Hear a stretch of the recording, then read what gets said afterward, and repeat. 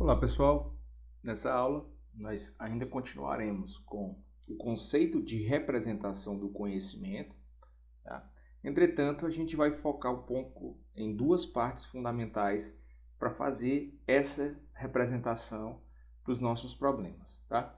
Então, os dois componentes que a gente vai focar para entender melhor como trabalha um agente baseado, né, sistemas baseados em conhecimento, são dois componentes principais. A base do meu conhecimento, né, de que forma esse elemento vai influenciar na solução para os problemas que eu quero tratar, e ainda o meu mecanismo de inferência, a partir da base do conhecimento, de que forma eu posso obter novos conhecimentos ou ainda responder a possíveis perguntas ou questionamentos que eu tenho do meu problema.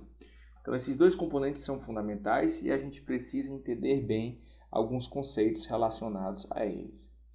Bom, a base do conhecimento, ela vai ter aquelas sentenças, né, que possui dentro da linguagem de representação de conhecimento, e aí a gente tem esse entre aspas, tratável pelo computador. Porque a gente precisa trabalhar dentro de uma linguagem em que o computador possa absorver, né, se a gente considerar que uma linguagem ela tem um alfabeto, né, ela tem um conjunto de possibilidades que são as sentenças sob esse alfabeto, e o computador ele tem que ser capaz de absorver essa informação, né, independentemente do que eu quero responder no futuro.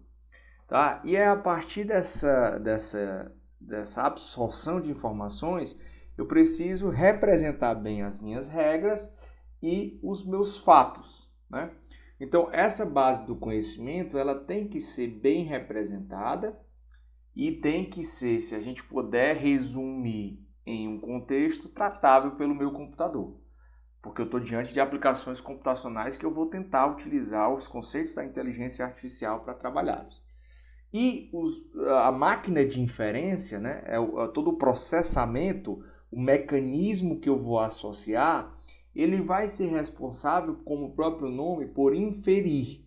Ele vai dar seguimento, ele vai obter uma resposta, ele vai gerar um novo conhecimento a partir do conhecimento da base.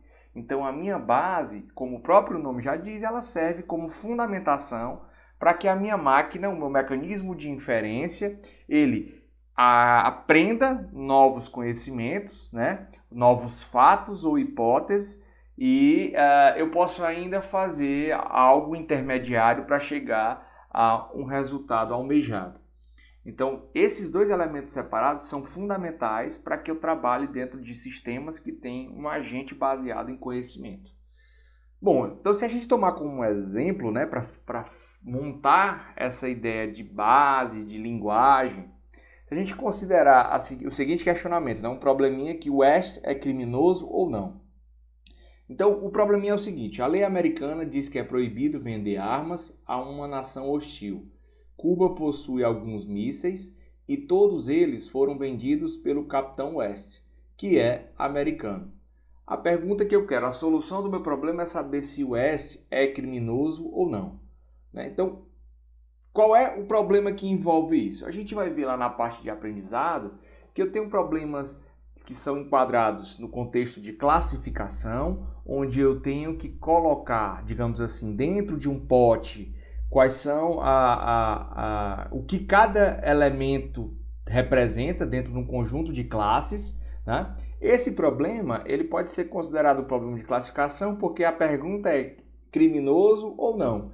Então, se eu considerar que eu tenho dois potes, o pote dos criminosos e o pote dos não criminosos, eu tenho que saber se o S está em um ou em outro, tá? Mas eu posso ter várias classificações para um determinado problema, bem como eu tenho problemas também relacionados à regressão, né? E ainda problemas que me permitam fazer uma padronização. Tá? Então, quando a gente for trabalhar na parte de aprendizado, a gente vai ver que eu tenho diversas formas de trabalhar com problemáticas relacionadas ao aprendizado. Né? Agora, se a gente considerar, dentre os aspectos que a gente mencionou, o que seria a nossa linguagem? A linguagem é que você vai entender o que está escrito em português.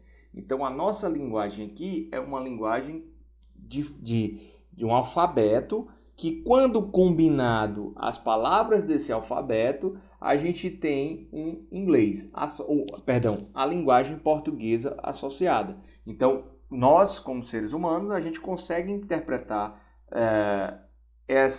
toda a construção desse problema e mais ainda porque a gente fala e entende português.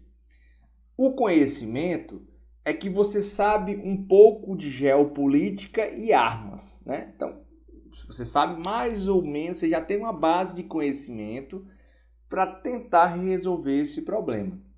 E a inferência é o que a gente vai dizer o seguinte, olha, eu sou capaz de pensar sobre esse problema, eu tenho um conhecimento e entendo a linguagem. Então, eu sou capaz realmente de responder essa pergunta tendo esses 3 elementos bem definidos. Agora, a gente precisa entender que nossa cabeça não é efetivamente a máquina que a gente pretende programar para resolver problemas para a gente, né? Então, como é que eu posso pensar como máquina? Segundo, né, a inteligência artificial, a gente precisa identificar o conhecimento, o nosso conhecimento do domínio para o problema, né? Então, eu tenho que entender tudo aquilo que eu já conheço, tenho que delimitar a forma que eu vou trabalhar esse conhecimento, né? E aí eu vou representar a minha linguagem de uma maneira bem definida, bem formalizada, com um conjunto de regras pré-estabelecidos, né? Bem como um sentido dessa minha linguagem. Tá? Então, se eu pudesse dizer de uma forma mais teórica, seria trabalhar a sintaxe e a semântica dessa minha linguagem para representar o problema. E, finalmente, eu teria que implementar um conjunto de estratégias ou regras ou procedimentos de forma que eu possa ter uma inferência a partir do que eu já conheço, da minha base de conhecimento. Tá? Então, o que a gente precisa para modelar isso, diante dessa situação, é como é que eu vou adquirir esses conhecimentos? De que forma eu vou ter situações para o meu problema, ou ainda um texto, ou sensores que vão atuar representando informação para gerar esse conhecimento, e de que forma realmente eu devo trabalhar para aprender uma base inicial. Em segundo lugar, como é que vai funcionar a representação, né, desse conhecimento, da minha linguagem como um todo. E o terceiro lugar é como é que eu vou raciocinar de forma correta e eficiente, né? Em princípio, eu estou preocupado em trabalhar com uma maneira correta, uma maneira que me permita ter uma entrada, ter um conjunto de passos, aprender com a base de conhecimento e finalmente ter uma resposta.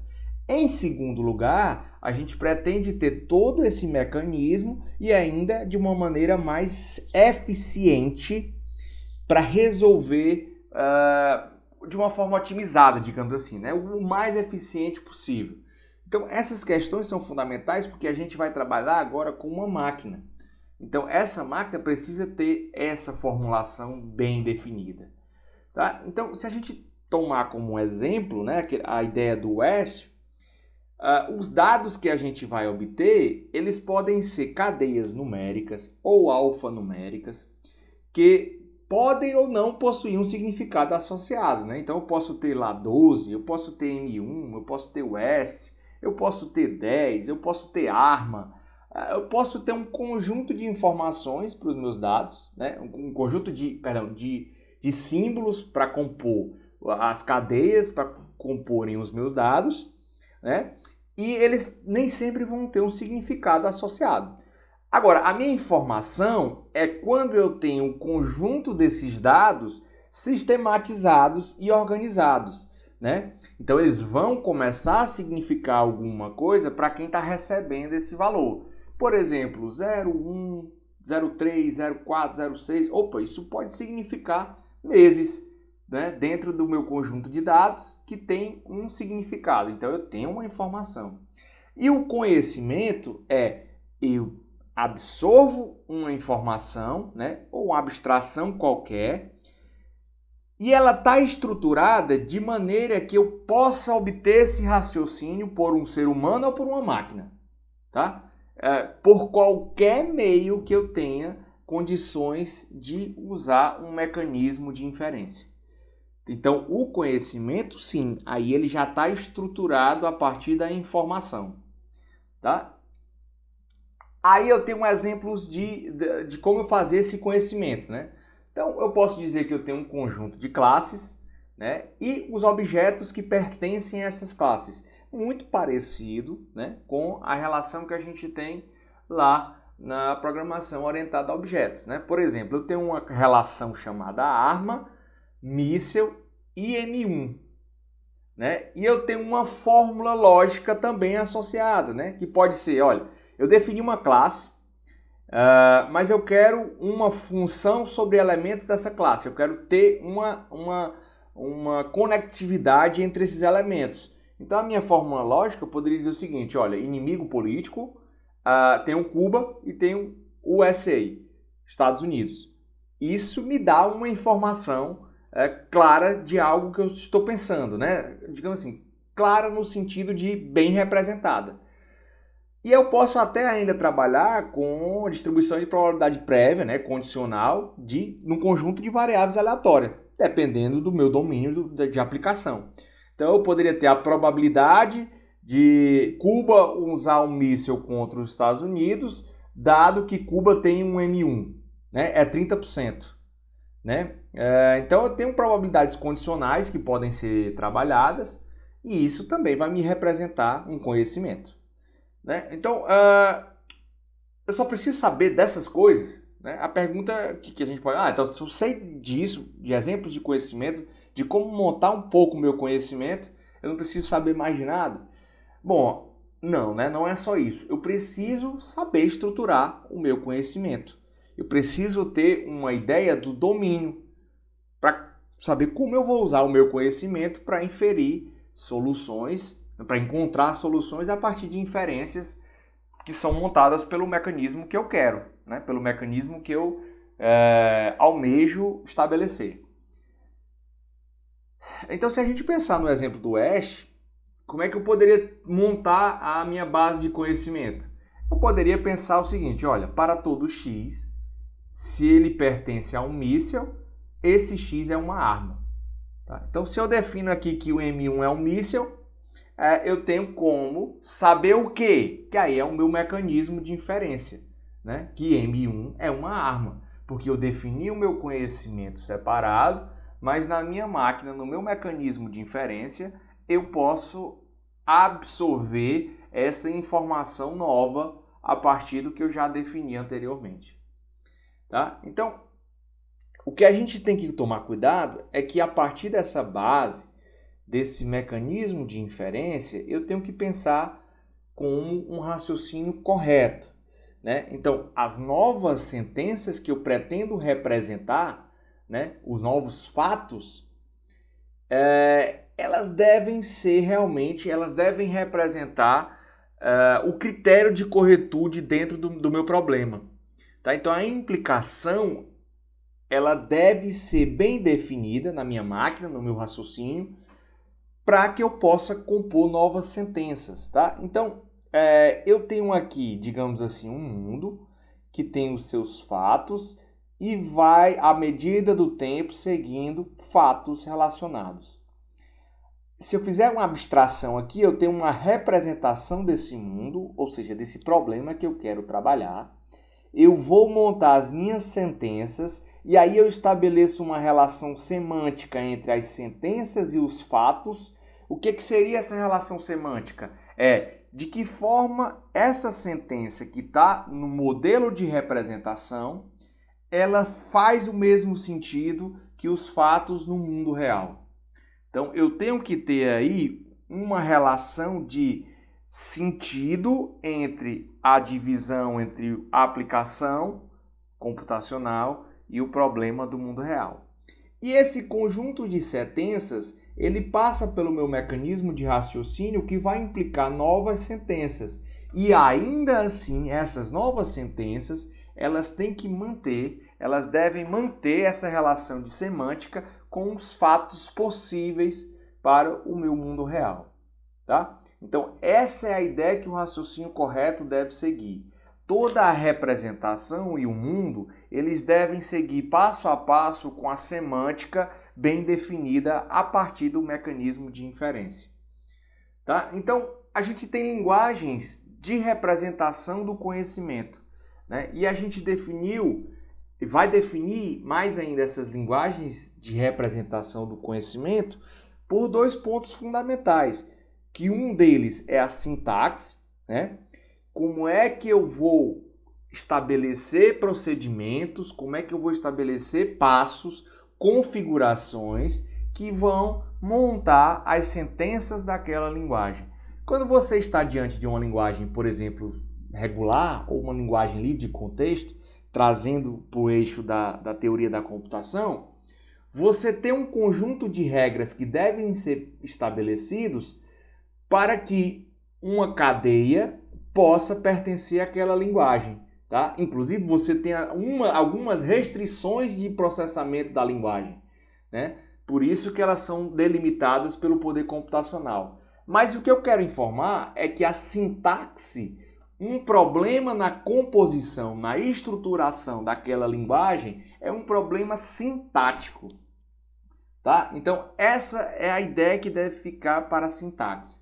Já no caso da semântica, se a gente trouxer ainda para essa analogia, quando eu tenho um problema em que eu escrevo o meu código, tá? Numa linguagem qualquer, por exemplo, Java, e esse meu código aparece um erro dizendo que eu não declarei uma variável, perceba que a não declaração de uma variável não é um problema estrutural do meu código, não é um problema de sintaxe, é um problema de sentido. É um problema que me diz o seguinte, olha, não faz sentido eu usar uma variável dentro do código sem que eu tenha um espaço de memória reservado para ela.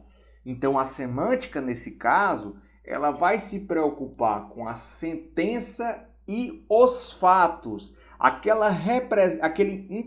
meio campo entre a representação do mundo real, do problema, e a nossa representação da abstração dentro de um computador. Então, aquilo tudo tem que fazer sentido para que a nossa solução também faça sentido.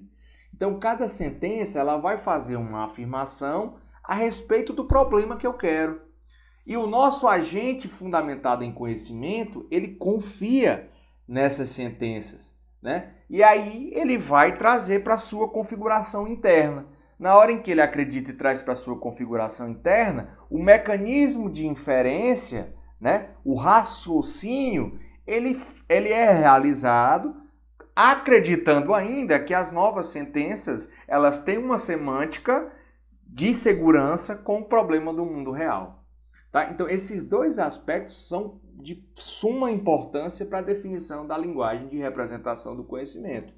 Então, como a gente trouxe aquela analogia, as nossas linguagens de programação, elas são precisas, né? Só que a gente não consegue, em muitos casos, ter uma expressividade, né, para tratar problemas, digamos assim, que requerem, em outros casos, uma linguagem natural. As linguagens naturais, elas já são muito expressivas. E aí a gente tem um problema claro que as linguagens de programação não têm. Essas linguagens, elas são ambíguas. Quando eu trato dentro de um computador uma linguagem ambígua, não é fácil dizer para ele o que fazer para um determinado, digamos assim, alguma determinada instrução. Porque como essa linguagem ela é ambígua, eu não sei realmente, né? E um computador, uma máquina também não vai saber qual decisão tomar, já que ela tem uma estrutura semelhante e pode representar semanticamente algo diferente. Tá? Então, as nossas linguagens de representação do conhecimento, elas vão ter que ser utilizadas para representar, logicamente, as nossas sentenças da base do conhecimento, E aí a gente tem três grandes classes, né? As linguagens predominantemente declarativas, né? Como uma linguagem Prolog, né? Que são predominantemente declarativas. Linguagens procedimentais, que a gente pode trabalhar também nesse aspecto, mas o que a gente vê realmente na inteligência artificial é essas linguagens procedimentais mais voltadas para aquela questão de agente de busca, né? Para aquelas meteorísticas. E nós temos também linguagens híbridas que vão ter esse aspecto declarativo e procedimental associados. Agora a gente precisa ter o seguinte, olha, assim como linguagem de programação, uma linguagem de representação do conhecimento, ela tem critérios para serem avaliadas. Lá na disciplina de linguagem de programação, você tem aqueles critérios como legibilidade, como o critério de ortogonalidade das linguagens, né? Então você tem um conjunto de critérios definidos por vários cientistas que categorizam as linguagens de programação.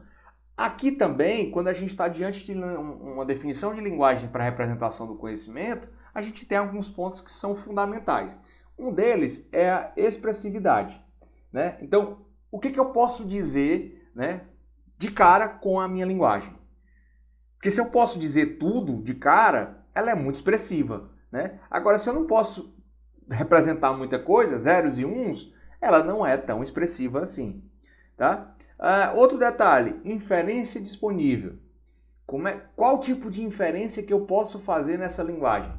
Como é que vai funcionar essa inferência? Né? Ela pode ser realizada com quantificadores, ela pode ser realizada só com predicados, só com classes. Bom, isso é um detalhe que deve ser avaliado na linguagem de representação do conhecimento. Corretude. A inferência que eu vou fazer para a minha linguagem é plausível? Né?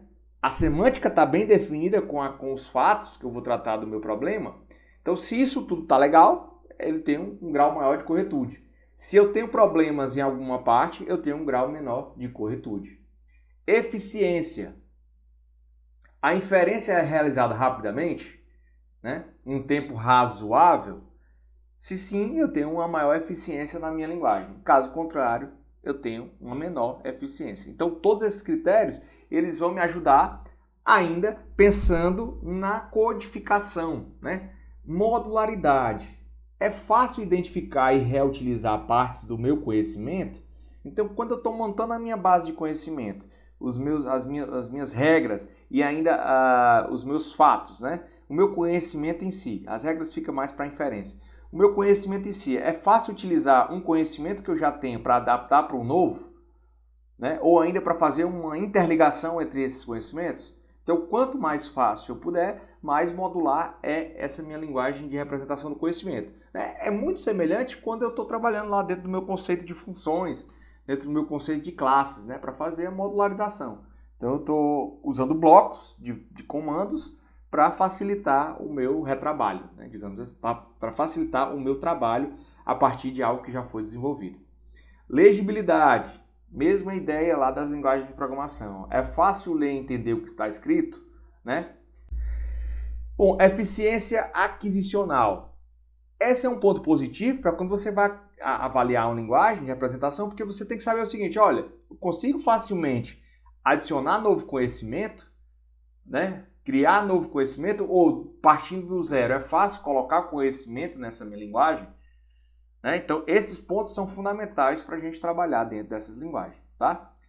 E aí, diante dessa relação de linguagem e raciocínio, é sempre importante que a gente faça uma segmentação, uma modularização, sim, do controle e do conhecimento.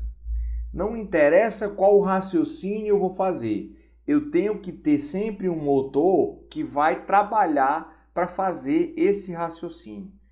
E a tarefa, né, do cara que, digamos assim, do agente, né, pesquisador de IA, é só codificar corretamente o conhecimento. Então, o que eu quero é o seguinte, olha, o conhecimento vai ser bem codificado e esse meu raciocínio, que vai dar o controle geral, o motor, ele tem que estar bem implementado para realizar as ações. Bom, se você pensar em termos de programação declarativa, a gente está preocupado em o quê? Né? Então, eu tenho uma representação detalhada e de fato, né, dos meus fatos, né, uma descrição direta dos meus fatos, tanto das minhas relações como das minhas regras, e aí eu vou pegar cada parte dessa para montar, eu vou declarar o que eu quero representar. Né? Então, por exemplo, as partes de uma bicicleta e seus relacionamentos. Eu posso juntar tudo isso e montar uma bicicleta, né? Dependendo de como o relacionamento está bem tratado. E programação procedimental é como eu vou fazer isso. Então, eu tenho lá meu conjunto de fatos e uma sequência de instruções que eu vou manipular esses fatos. Né? Então, é como desmontar uma bicicleta. Eu tenho lá, olha, tem essas partes, né? Tem passos a serem feitos primeiro. O primeiro passo vai ser esse, o segundo passo vai ser esse.